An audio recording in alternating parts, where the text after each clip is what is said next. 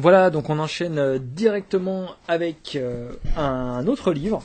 C'est pas une bande dessinée cette fois-ci, c'est un livre qui se nomme En Chine avec Green Day. Donc comme son nom ne l'indique pas forcément, c'est un livre qui suit la tournée asiatique de Green Day, mais qui finalement parle assez peu de Green Day. Donc Green Day, si vous ne connaissez pas, c'est bien dommage, parce que c'est un groupe de rock, de punk rock, qui a publié d'excellents albums dans les années 90 et qui est revenu sur le devant de la scène de manière fracassante en 2004 avec un album qui s'appelle American Idiot, qui a eu un succès faramineux. Actuellement, Green Day, c'est un des plus gros vendeurs de rock au monde, hein. Donc ils vendent des millions, c'est des stars, ils vendent des millions d'exemplaires et c'est des stars dans leur domaine.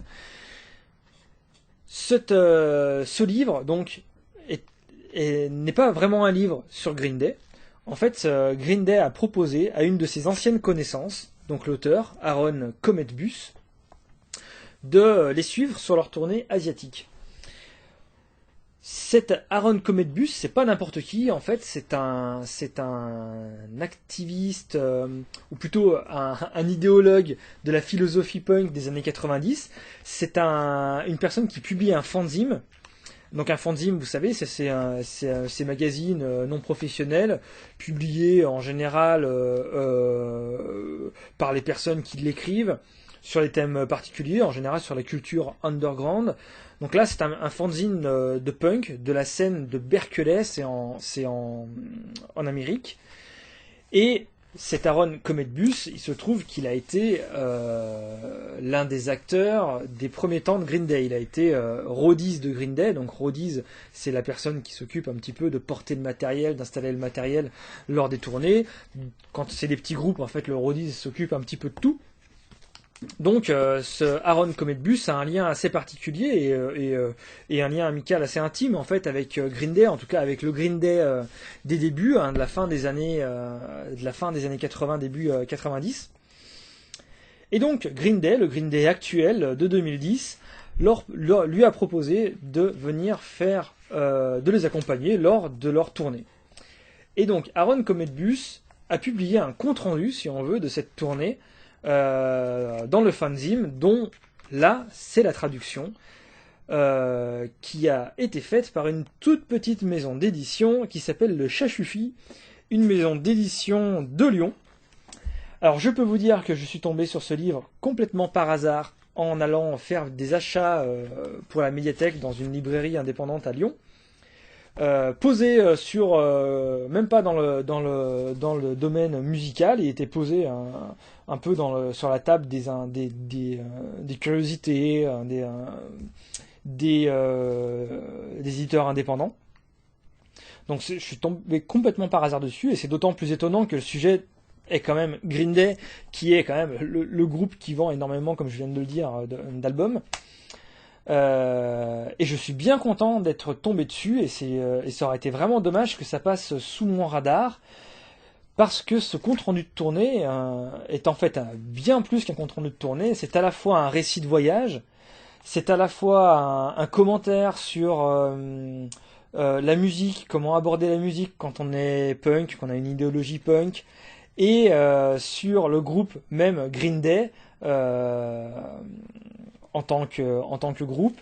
Et c'est aussi un excellent témoignage sur comment se déroule une tournée d'un grand groupe comme celui-ci, hein, d'un gros mastodonte du rock. C'est assez étonnant de tous les points de vue.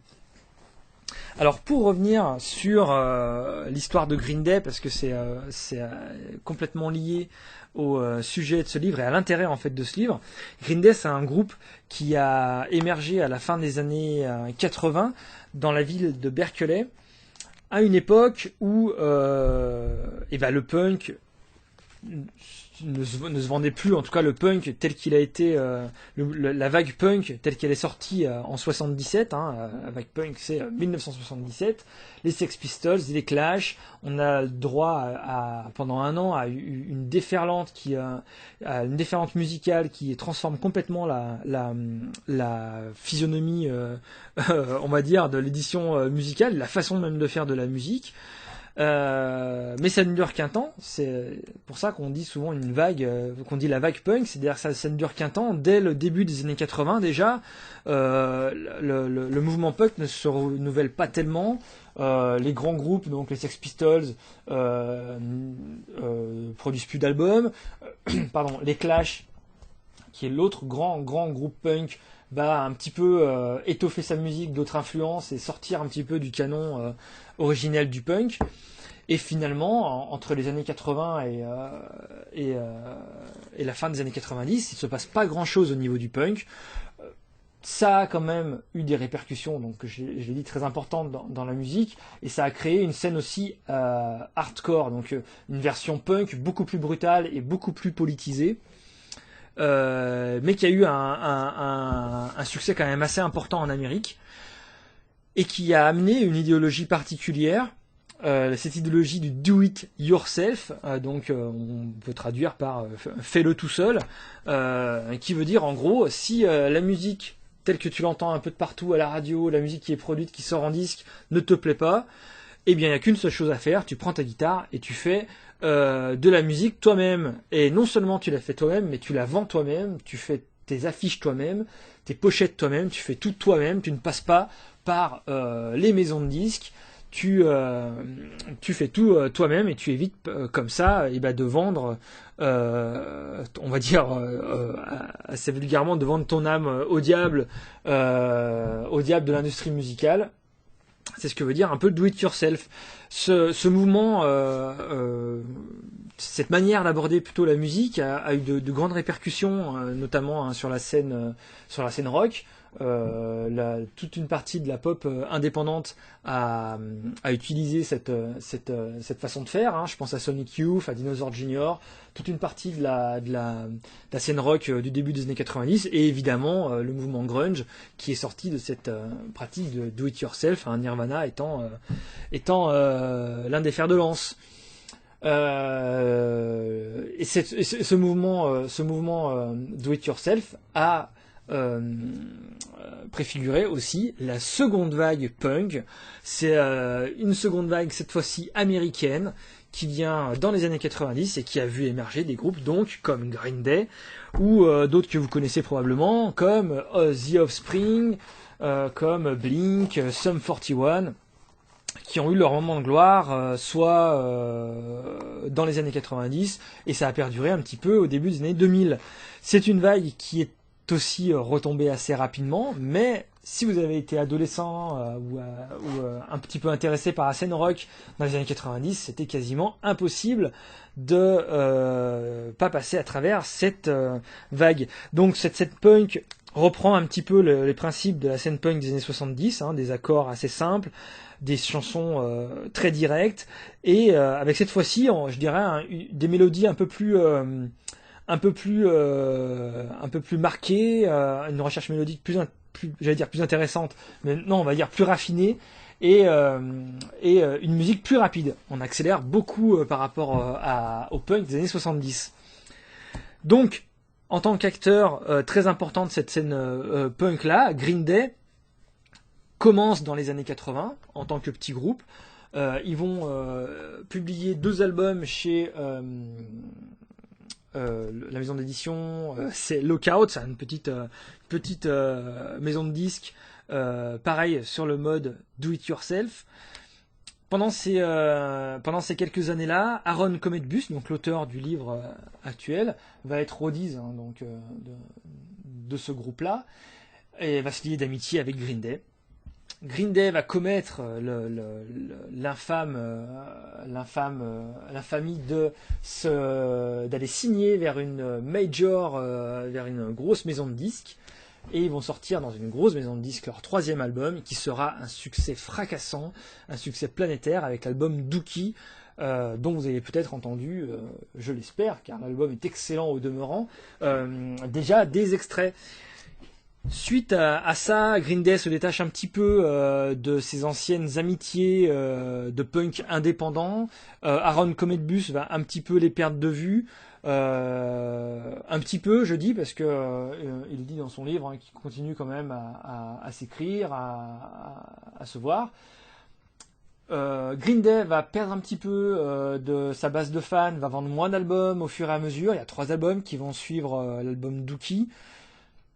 Et jusqu'à un point, on va dire, un point de non rupture, un point par lequel Green Day allait devoir prendre une décision, c'est-à-dire ils ont sorti un album qui s'appelait Warning, qui revenait à quelque chose de très brut, avec des guitares presque acoustiques, qui a pas vraiment marché, même si c'est un excellent album.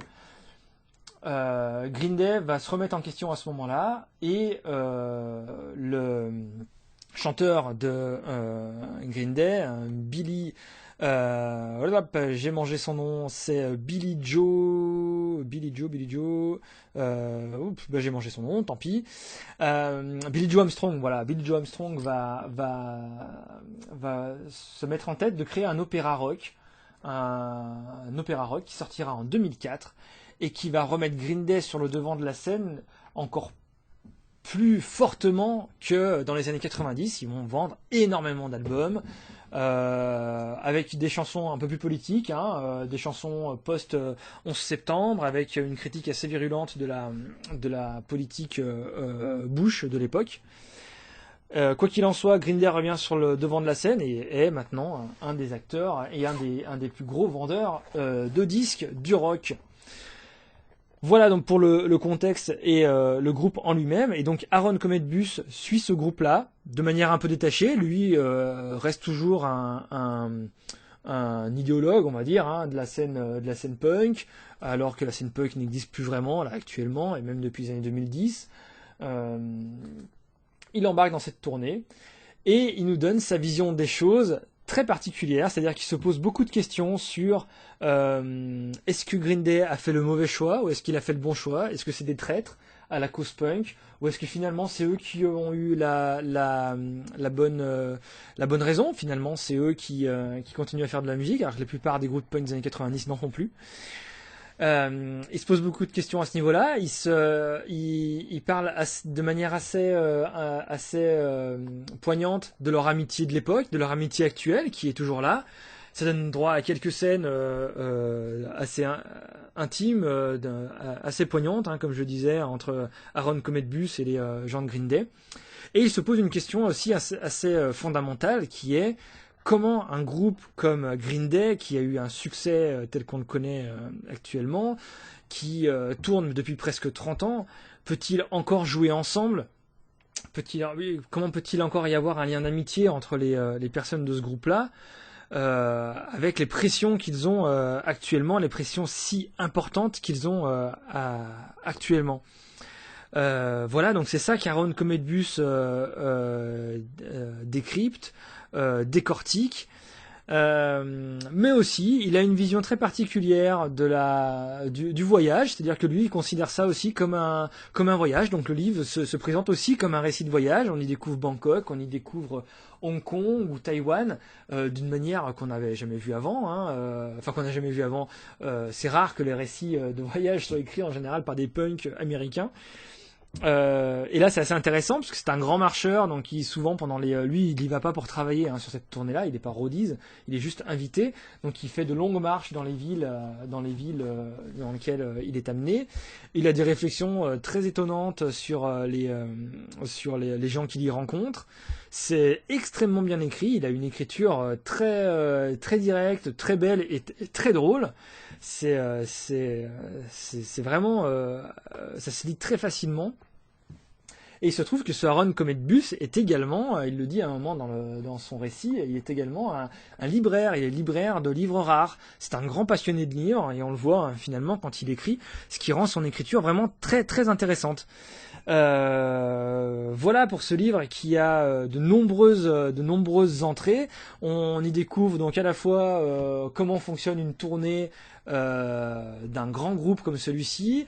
On y est emmené comme dans un récit de voyage. On a des réflexions sur l'amitié qui sont assez, comme je disais, assez poignantes.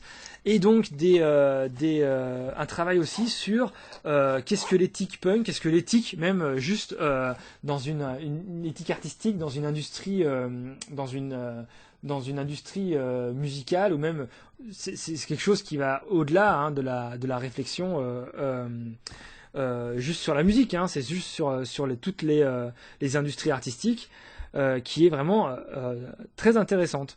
Voilà pour ce En Chine avec Green Day de Aaron Comet Bus, qui pourra plaire à la fois à des gens qui aiment les récits de voyage, à des gens qui sont intéressés par la musique, intéressés par Green Day, et par même les cultures underground. Vraiment un livre qui est une découverte pour moi. Je pense que je vais m'intéresser à ce Aaron Comet Bus prochainement, et qui, je l'espère, sera une découverte pour vous. Voilà, ce livre est à retrouver donc dans notre fond musical. Musique, donc il sera classé en musique et en rock. C'est un petit livre de 150 pages, il se lit très facilement et très bien. Je vous laisse sur une chanson donc de Green Day. On ne pouvait pas ne pas mettre une petite chanson de Green Day de l'époque d'avant, qui signe sur une major avec une chanson Welcome to Paradise, qui d'ailleurs se retrouvera sur un de leurs albums après, qui, une fois qu'ils auront signé sur une major, ils réenregistreront cette chanson avec plus de moyens.